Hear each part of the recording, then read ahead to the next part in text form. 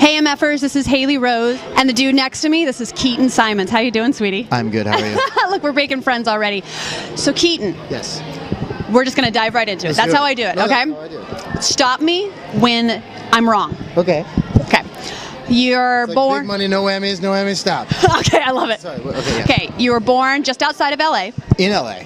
In LA. In LA. I already started off wrong. No, that's close enough. Okay, so you're born right outside of LA. In LA. You're born right in LA. You're born kind of into the biz. Yeah, my family, good deal of my family's in the film and television business, not the music business. Your mom's a singer, though. My mom has done some singing. She's done some singing professionally, but not since she was young. I mean, she sang with Country Joe and the Fish, and she sang with Joe Cocker. Cocker. I was going to say, who doesn't want to represent Joe Cocker? No, definitely. I love Joe Cocker. I'm a Joe Cocker guy, yeah. So you're born in LA, born in kind of the biz, more of the acting aspect of it, and you give acting a shot. Yeah, I did. I messed around with it a little bit. I still like to act sometimes, but that was like, when I was younger, I messed around with that just for fun. Okay. So you got your feet wet. Yeah. When did you discover music was the path you wanted to go? Well, I've always been passionate about music since I was like a little boy, like very, very young, like a baby. And but I knew that I wanted to do it, professionally, kind of for my whole life, from the time I was about 14. Wow.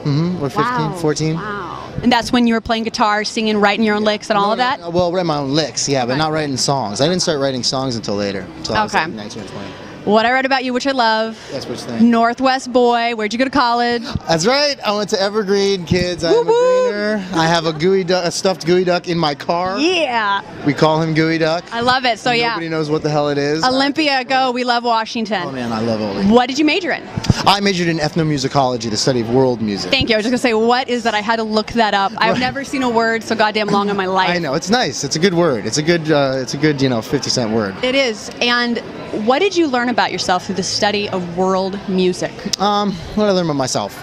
A lot. I mean, really kind of, music is kind of the way that I see the whole universe. And so everything I learn in life, I learn about music, and everything I learn about music, I learn about life. And so studying world music was just huge for me because it just busted my musical sensibilities wide open, You got an eclectic taste for everything. Exactly. What I'm learning, as I'm reading about you, Keaton, is you right now have a very solid blues, funk, rock sound. Thank you. But after college, what the hell did you do? Oh, hip hop all the way. Hip hop. Drop some names. Go ahead, drop them. Well, Trey Hardin from Farside, Kim Hill from Black Eyed Peas, Medusa and Feline Science, Snoop Dogg. These are some big heavy people. names. Yeah. Brother Jay from X Clan. I did some stuff, and but everybody, all the I was in that whole scene. Actually, tonight I'm performing with my friend from back in those days, Radioactive, formerly of Spearhead. Yes. And I mean, and everybody, KRS-One and everybody he's done stuff with. He's going to be beatboxing tonight. We kind of, met up. Know that. Oh, dude, you have no idea. It's some all new stuff. It's so cool. It's so cool. So we have this guy who goes and studies world music. You're the guy. Okay. This guy right here, homeboy right here. I was going to hear a whole story about Now you're like, I'm going back in time. Now, you're learning all about the world music, everything. Are you getting traditional training in voice, traditional training in guitar, anything? Well, yeah. Music theory? Yeah, no, I studied all that stuff, but in a non-traditional way. It was Evergreen, so it was like, everything was very, very... Liberal arts, liberal arts, just from a different perspective. I studied all that stuff on my own and with some great professors and stuff like that, but my main focus was like... I studied world music, I studied 20th century classical composition, I studied jazz, I studied songwriting, like bluegrass and all kinds of stuff. And that pulled you into hip-hop once you got back down to the LA scene? No, I've always loved hip-hop. Got it. Who doesn't? Exactly. Who doesn't? I've always loved hip-hop, and when a lot of my friends were into like Guns N' Roses and Nirvana and stuff like that, I was listening to Grand Poobah and Run DMC and all those guys. Nice. Yes, and so and Freestyle Fellowship and the Far Side and all that stuff. Okay, see, I was a Jurassic 5 fan, so. And Jurassic 5. Yeah, who doesn't? Well, I know Charlie Tuna, and actually my tattoo artist, Mike DeVries. I don't know if you can get this ink or not, but this is like. It's a gorilla. This is some heavy stuff. Well, he's the best tattoo artist in the world. I remember, actually, it's a funny story. When I was like 20 years old, and I was just getting into, to being a musical director and guitar player and organizing all this stuff for all these hip hop bands. And I was over at Trey's house from Farside, and he's over there, and he was in his bedroom meditating, okay, and then just getting deep in the zone. And I was just like in the living room writing and stuff like that, and his phone was ringing. I was taking messages for him as people were calling, and every single person who called had a funnier, crazier name than the last person. Charlie Tuna called from Charlie Tuna. So he said, "Yo, man, is Trey there?" "No, he's meditating." "Oh, so we'll tell him Charlie Tuna called." Charlie Tuna? Writing it down, yeah. And then Evidence from Dilated Peoples called, who I love Dilated Peoples. And so, it was so funny. So I was like, Trey, while you're meditating, Charlie Tuna and Evidence called. Evidence called. I'm not bullshitting. This is true. This is the real deal. But yeah. Excellent. So you had all that fun with hip hop.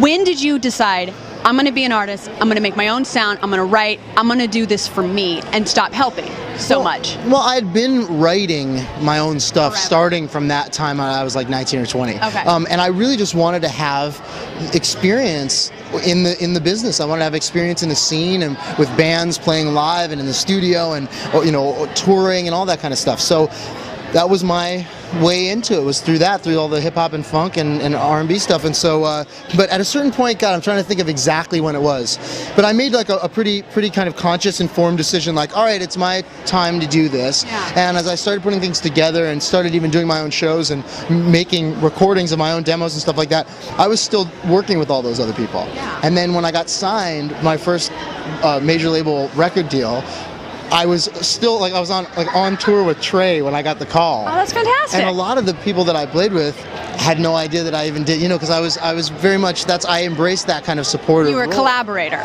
Exactly. And so when I first told them, like, oh, I've got a record, I got signed, and they're like, for what? Like, they pictured some like Well, doing what? Satriani, like, Steve Vai Shredder record or something. But no, and then they heard my stuff and they were really so supportive. What I have to say was, so right before I came, I checked out your MySpace page. Give them your MySpace. Oh, myspace.com/Keaton Simons, KeatonSimons. 1M. Right. So you have a couple samples of the songs. Yes, got some stuff. So the one, I'm going to tell you my favorite. I listened to all of them. Unstoppable. That's your fave? I love when I can hear a melody and clean plucking. Seriously. And anybody who's listening, really check out that song, because everyone's given a bunch of credit. All your songs are great. To Currently, I think the song's called. Yeah. Yeah. Great song. Yeah. Really bluesy, really nice. But my personal fave, Unstoppable. All right. Lyrics are deep. The song is clean. It's really good. So yeah, Radio really likes that song too. Me and Radio, we're going to be like this. Yeah. What would you say to someone who just discovered you? What would you say to them? Well, I would say come to a show. That would be a big thing for me. You put on a good show. Oh, yeah. I know. It's going to be awesome. Thank you guys so much. Once again, Keaton Simons, you're awesome. You have to check him out.